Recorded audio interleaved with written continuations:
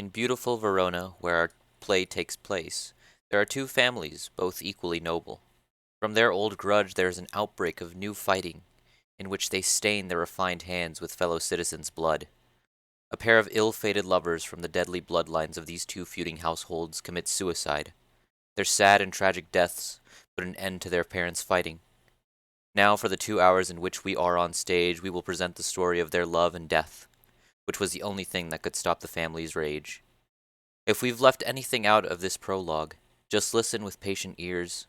We will work to make everything understood. Act 1, Scene 1. The Capulet family's servants, Samson and Gregory, enter, carrying swords and small shields. Gregory, I swear, we won't put up with their crap. No, because then we'd be waste removers. I mean, if they make us angry, we'll draw our swords. Yes, you should spend your life trying to get yourself out of any trouble that might lead to the hangman's collar. I hit hard when I'm motivated. But you avoid getting motivated, so you don't ever have to hit. One of those Montague scoundrels would motivate me. To be motivated is to act, while to be valiant is to face a fight. When you're motivated, you just run away. If I saw a Montague rascal, I'd face him. I'd walk on the side of the street closer to the wall, and so force the Montague into the gutter. Then you must be a weakling, because it's the weak one who gets shoved up against a wall.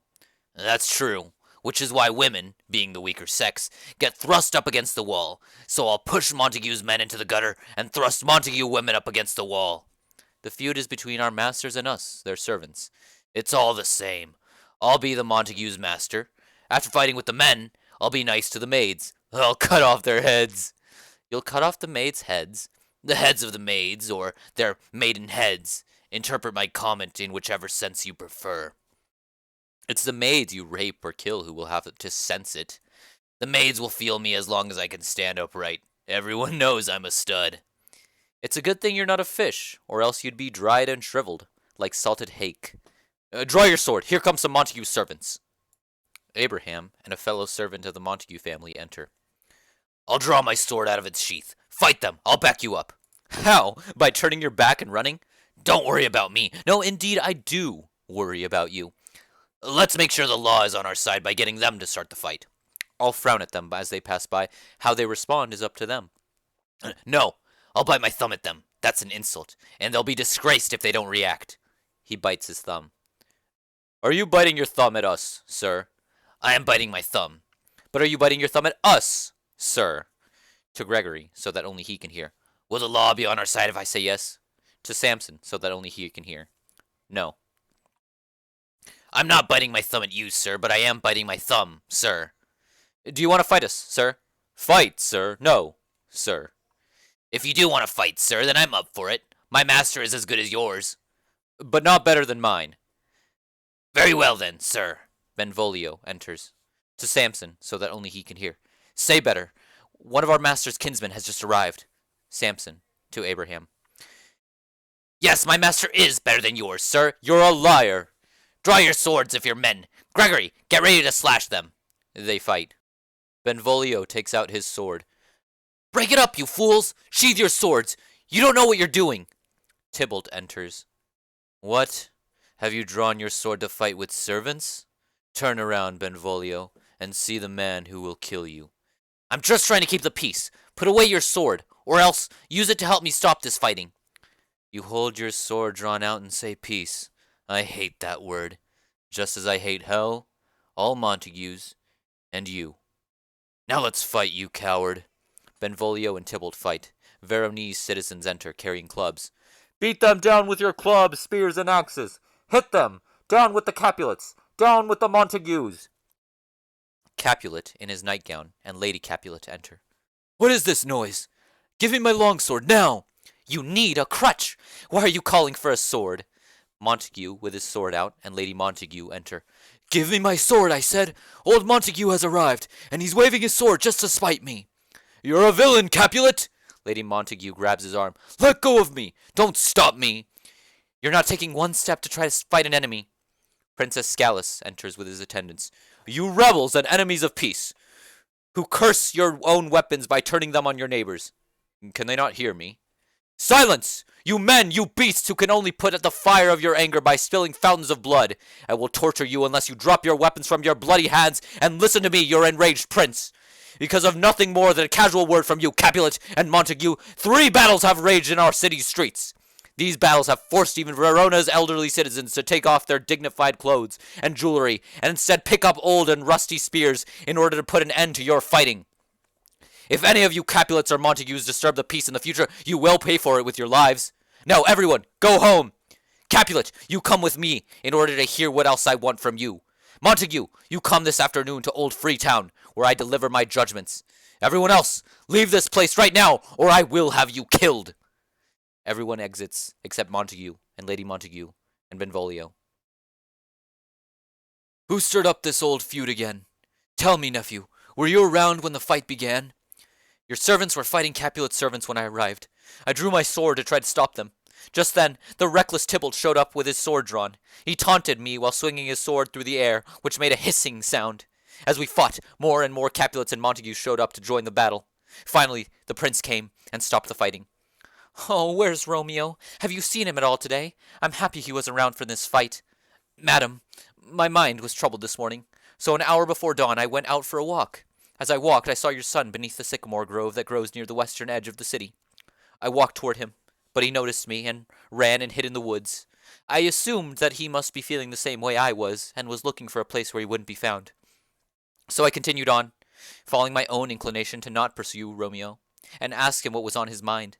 I was happy to leave Romeo alone as he fled from me.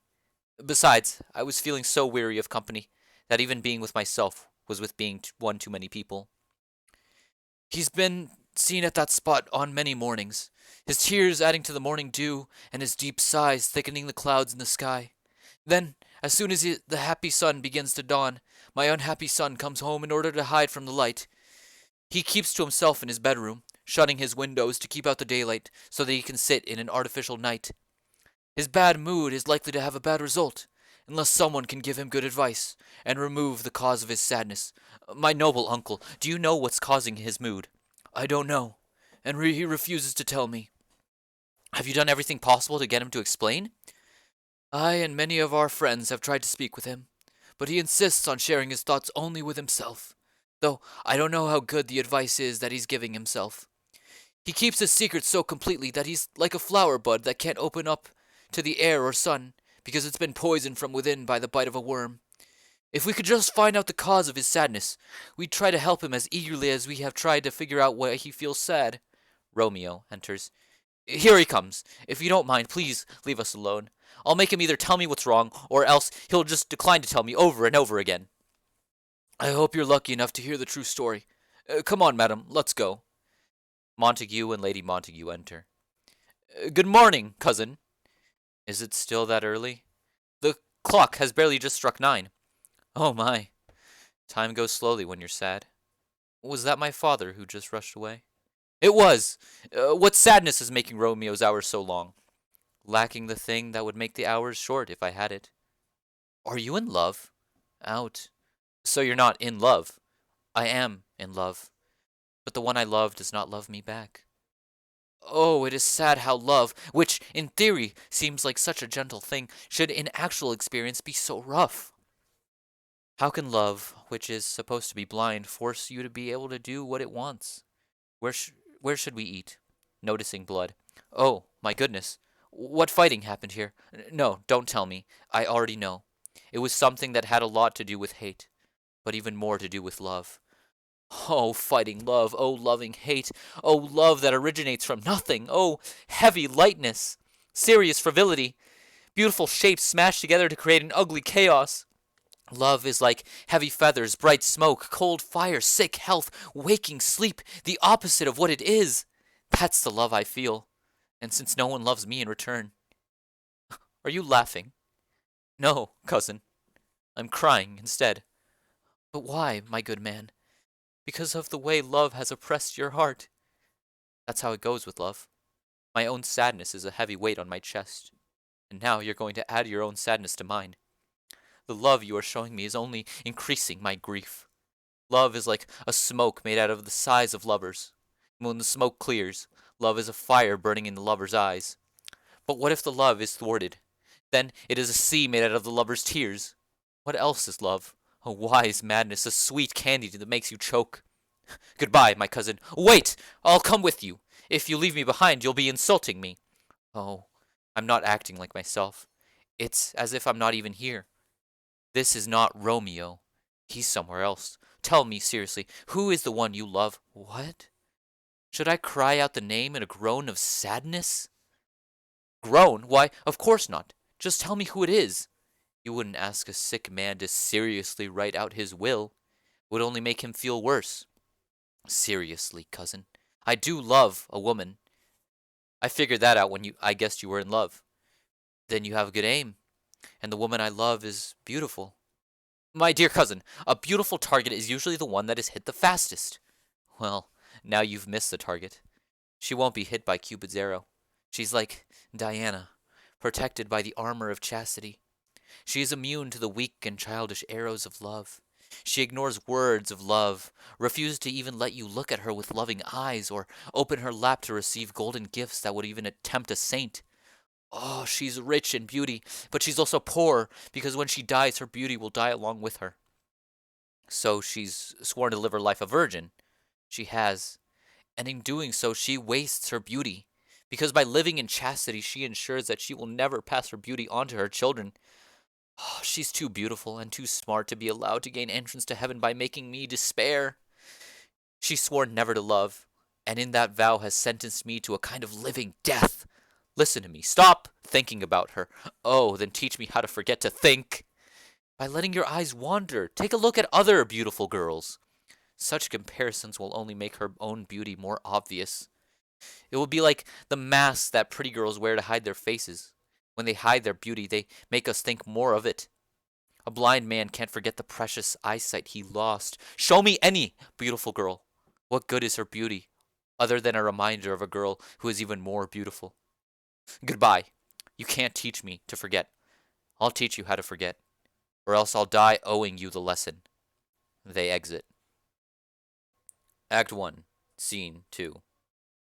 Capulet, Paris, and Peter, a servant, enter. Montague has sworn the same oath I have, and is bound by the same penalty. I don't think it should be hard for men as old as us to remain peaceful. You both have honorable reputations. It's a pity you've been enemies for so long.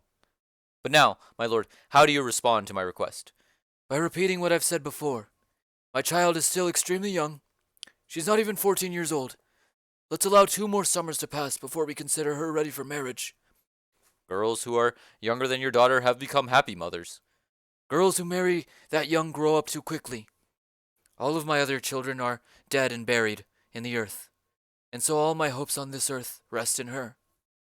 But you may woo her, kind Paris. Win her love. My permission for you to marry her is only part of the bargain. She must also agree to marry you. Then my blessing on the marriage will confirm her choice.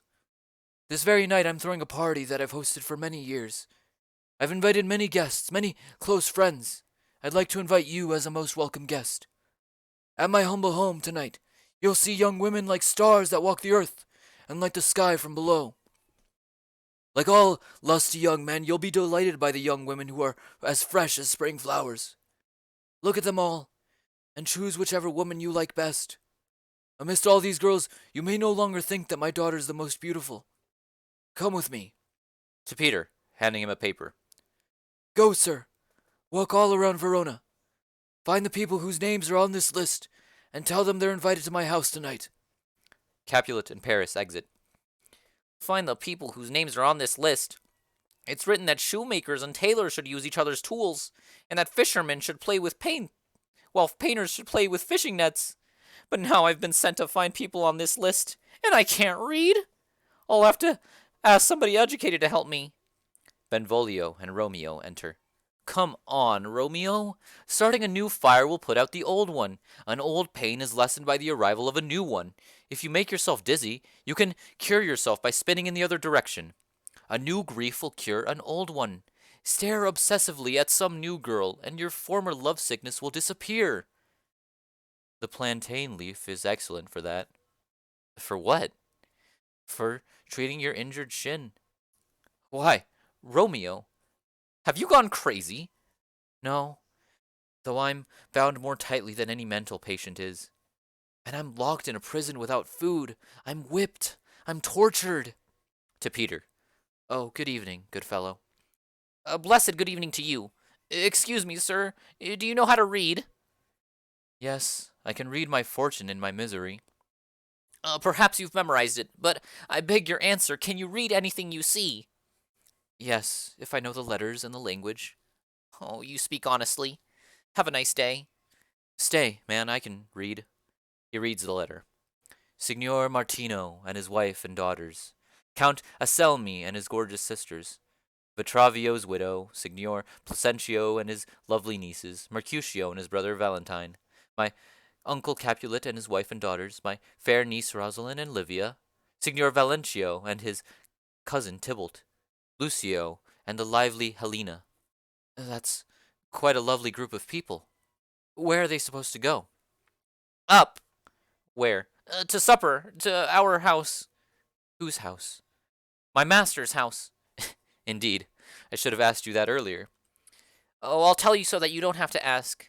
My master is the great rich Capulet, and as long as you are not a Montague, I invite you to come to our house and drink a cup of wine. Have a nice day. Peter exits. Rosalind, whom you love so much, is going to attend Capulet's traditional feast, along with all the beautiful women of Verona. Go there, and without bias, compare her to some of the other girls I'll point out to you. I'll show you that the woman you think is as beautiful as a swan is in fact as ugly as a crow. If my eyes were ever to show me such a lie about the woman that they worship, then may my tears turn into flames. That way my eyes, which never drowned in all my tears, may be burned for being such clear liars. A woman more beautiful than my love? The sun has never seen anyone as beautiful since the world began. Oh, come on. You decided she was beautiful when no one else was around and there was no one to compare her to except herself. But if instead you compare her to, say some other beautiful women who I'll point out to you at this feast, you'll see that she's far from the best. Oh, I'll go along with you. Not to look at the other women, but to rejoice in my love's beauty. They exit. Act 1, Scene 3. Lady Capulet and the nurse enter. Nurse, where's my daughter? Tell her to come here. I swear by my virginity at age 12 I told her to come. What is this? Heaven forbid! Where is that girl? Juliet! Juliet enters. What? Who's calling me? Your mother? Madam, I'm here. What do you want? Here's what I want. Nurse, leave us for a bit while we talk privately. Wait, no. Nurse, come back. I just remembered. You can listen to our secrets. You know my daughter's of a certain age. Yes, I know her age to the hour. She's not yet 14. I'd bet 14 of my teeth. But to be honest, I actually only have 4 teeth. That she's not 14. How long is it until August 1st? 2 weeks and a few odd days. Even or odd.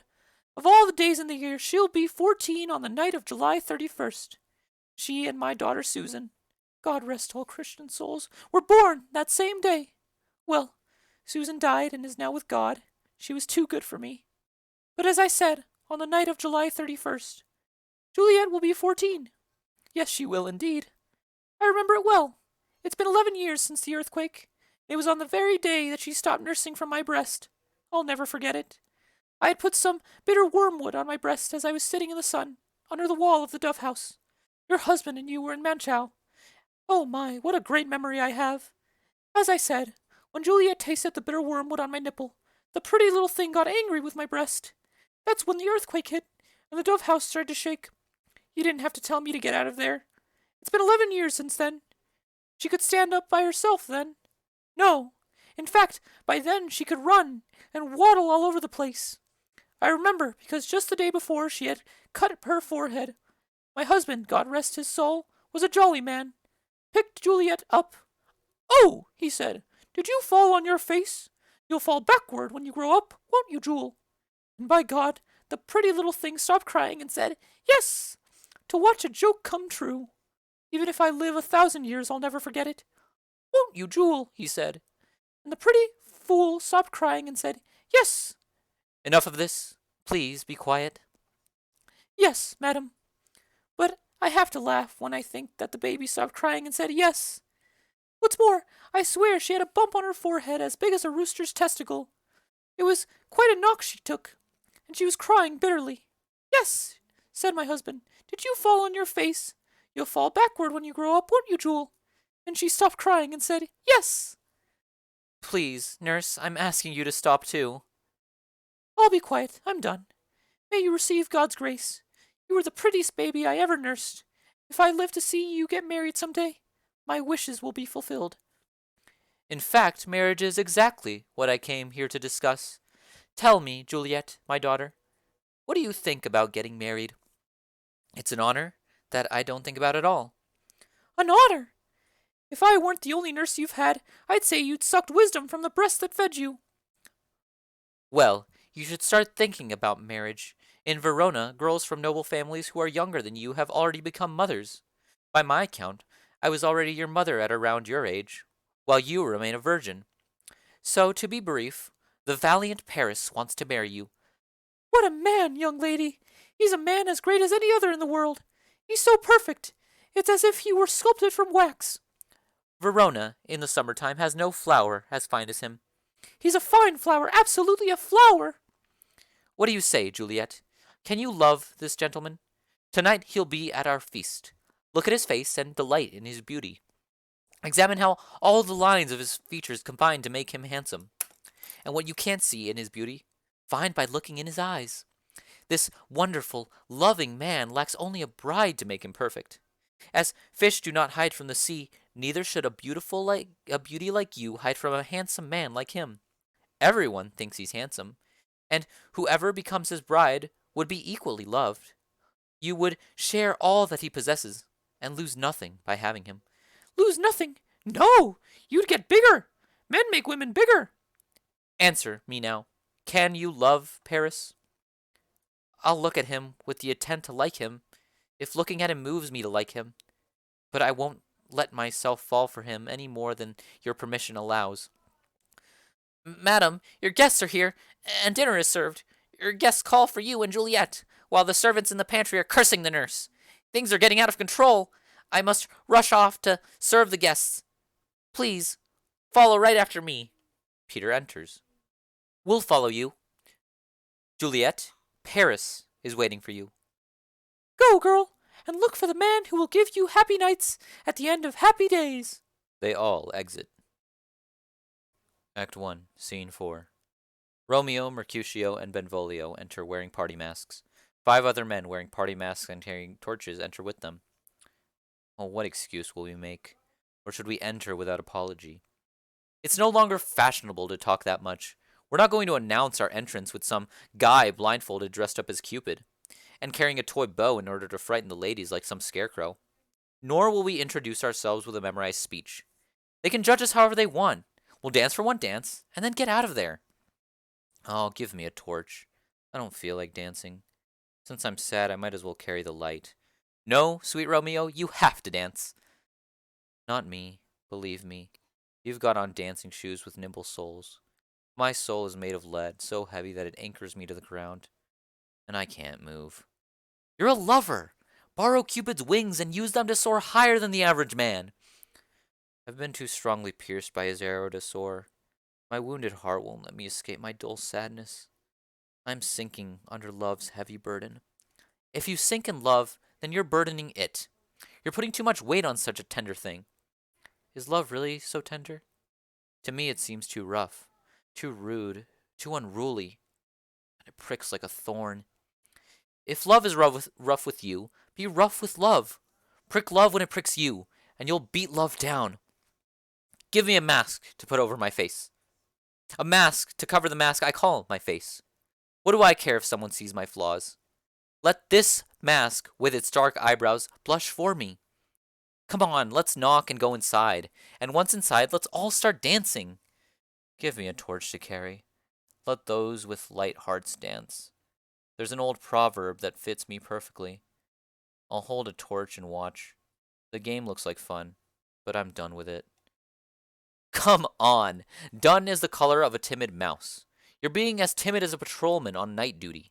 If you're a stick in the mud, will pull you out, pardon me for being rude, out of the love in which you're stuck up to your ears. Come on, we're wasting daylight. No, that's wrong. It's night. I mean, sir, that by delaying, we're wasting our torches, which is like wasting the sunshine during the day. Show your good judgment by taking what I say the way I mean it, which is 5 times more important than literally trusting your 5 senses. We mean well by going to this party, but it's not smart of us to go. Why, may I ask? I dreamed a dream last night. So did I. What was your dream? I dreamed the dreamers often lie. They lie in bed while dreaming about true things. Oh, then I see Queen Mab has visited you. Queen Mab? Who's she? She's the fairy's midwife, and is no bigger than the stone on the ring of a city councilman. She rides her carriage, which is pulled by tiny little creatures over men's noses as they lie sleeping. The wheel spokes of her carriage are made of spiders' legs. Its cover is made of grasshopper wings, and its harnesses are made of the smallest spider webs. The horse collars are made from moonbeams, while her whip is a single cobweb attached to a cricket bone. Her wagon driver is a tiny gnat wearing a gray coat that is not even half as large as a little round worm that comes from the finger of a lazy young girl. Her carriage is an empty hazelnut made by a squirrel and an old worm, which have been the fairy's carriage builders for countless years. With this magnificent carriage, she rides each night through the brains of lovers who then dream about love. She rides across courtiers' knees who then dream about bowing and curtsying. She rides over lawyers' fingers who then dream about their fees. She rides over ladies' lips and they immediately dream about kisses. But Queen Mab often puts blisters on their lips because their breath smells of candy, which angers her. Sometimes she rides over a courtier's nose, and then he dreams of sniffing out a way to make some money. Sometimes she tickles a priest's nose with the tail of a pig given as a teeth to the church, and he dreams of getting a high-paid church position. Sometimes she drives over a soldier's neck, and he dreams of cutting the throat of foreigners, of breaking through fortifications, of ambushes, of the finest quality Spanish swords, and of huge mugs of alcohol before suddenly waking, frightened by the sound of drums in his ears. Then he says a prayer or two, and he goes back to sleep. Mab is the one who tangles the hair of horses' manes at night, and then hardens the tangles in the foul, dirty hairs, tangles which, if you undo them, bring bad luck. Mab is the hag who gives dreams of sex to virgins and teaches them how to bear the weight of a lover and to bear a child. She's the one. Calm down, Mercutio, be calm. You're talking about nothing. True, I'm talking about dreams, which are produced by a brain that's doing nothing. Dreams are born of no more than empty fantasy, which lacks substance like air, and are more unpredictable than the wind, which can blow on the frozen north and then suddenly get angry and blow south. This wind you're talking about is blowing us off course. Dinner is already over. We're going to get there too late. I fear we're going to arrive too early. I have a feeling this party tonight is fated to set in motion some awful destiny that will result in my own untimely death. But whoever's in charge of my fate can steer me where they want. Let's go, my lusty friends. Bang the drum! They march around the stage and exit. Act 1, Scene 5.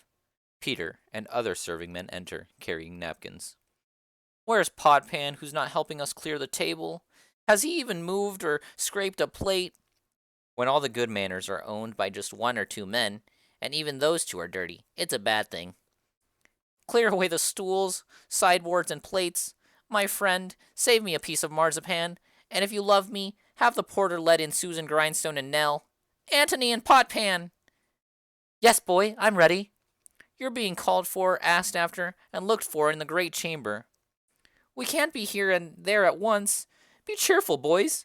Be quick for a while, and may the longest lived take everything. Peter and the serving men come and go as they set up tables and chairs. Welcome, gentlemen. All the ladies who aren't suffering from corns on their feet will dance with you. Ha ha! My ladies, now, which of you will refuse to dance now? If any of you acts shyly, I'll swear she has corns. Have I hit the mark? Welcome, gentlemen. Once there was a time when I could wear a mask and charm a girl by whispering a story in her ear. No more, no more, no more. You are welcome, gentlemen. Come, musicians, play. Music plays, and they dance. Make room in the hall. Make room. Dance, girls. To serving men. More light. Move the tables out of the way. Put out the fire. It's getting hot in here. To his cousin. Ah, sir. These unexpected guests are welcome. No, sit, my Capulet cousin. We're too old to dance. Ha! How long has it been since you and I last wore masks? By the Virgin Mary, I'd swear 30 years. Capulet enters with his cousin, Tybalt, Lady Capulet, Juliet, the nurse, and other Capulets. They meet Romeo, Benvolio, Mercutio, and other guests and maskers. What, man? It's not been that long. Not that long. It was at, Lucentio's wedding. No matter how quickly the years fly by, it's been just 25 years since we last wore masks. Longer. Lucentio's son is older than that, sir. He's 30. How can you say that? His son was still a minor 2 years ago. Romeo to a serving man. Who is that girl in that arm of the man over there? I don't know, sir. Oh, she teaches the torches to burn bright. She glows in the darkness like a jewel in the ear of an African. Beauty is too good to be used and worn, too precious for this world. Like a white dove in a flock of crows, she surpasses all the other women. When this dance ends, I'll note where she stands, and then I'll touch her hand, and thereby bless my ugly one. Did I ever love anyone before this moment? Renounce that love, my eyes. I never saw true beauty until this night. By his voice, I know that this man is a Montague. To his page. Get my sword, boy. To himself. How dare this punk come here with his face covered by a mask so that he can mock and scorn our celebration?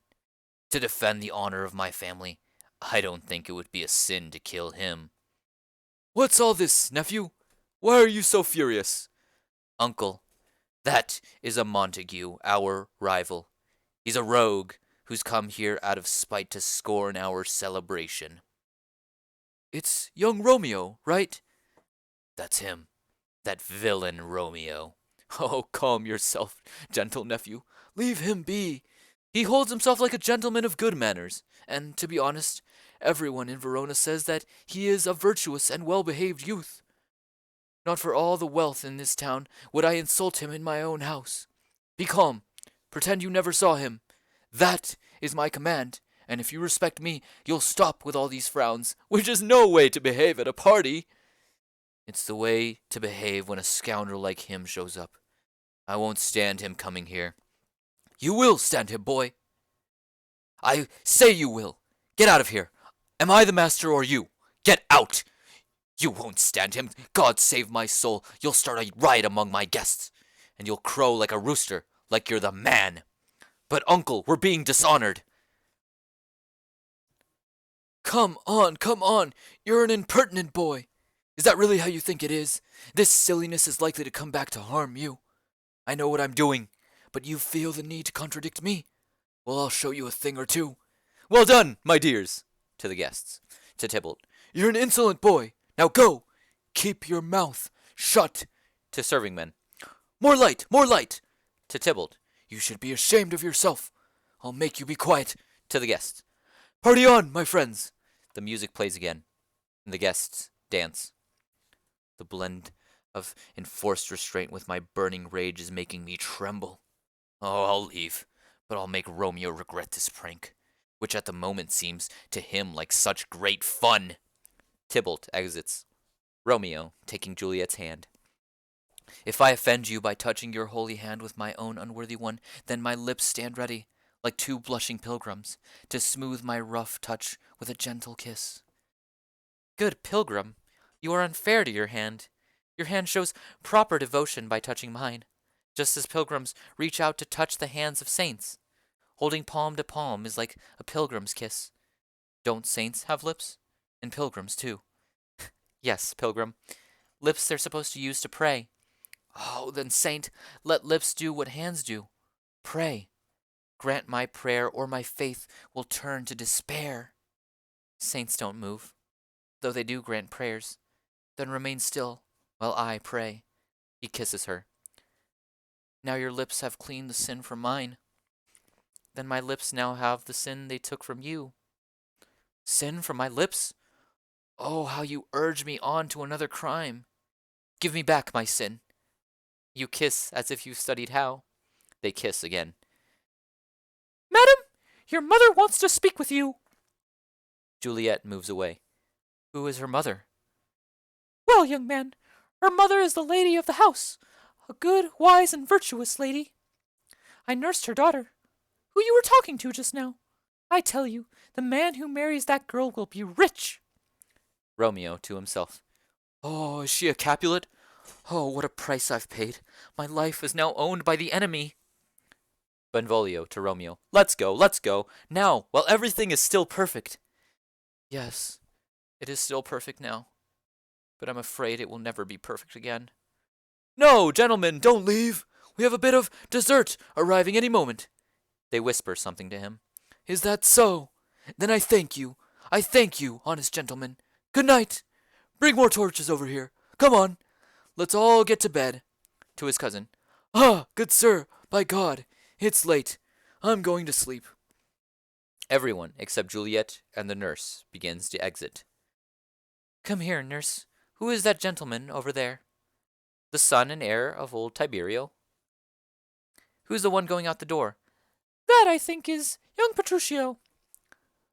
What about the one over there, who wouldn't dance? I don't know him. Go ask for his name. The nurse exits. To herself. Oh, if he's married, I'd rather die than marry someone else. Nurse, returning. His name is Romeo. He's a Montague. He's the only son of your greatest enemy. Juliet, to herself. The one man I love is the son of one man I hate. I saw him before I knew who he was and learned who he was too late. Oh, what a monster love is to make me love my worst enemy. What is this? What's this? A rhyme I learned just now from somebody I danced with. Somebody calls Juliet off stage. On our way. Come along, let's go. The strangers have all left. They exit.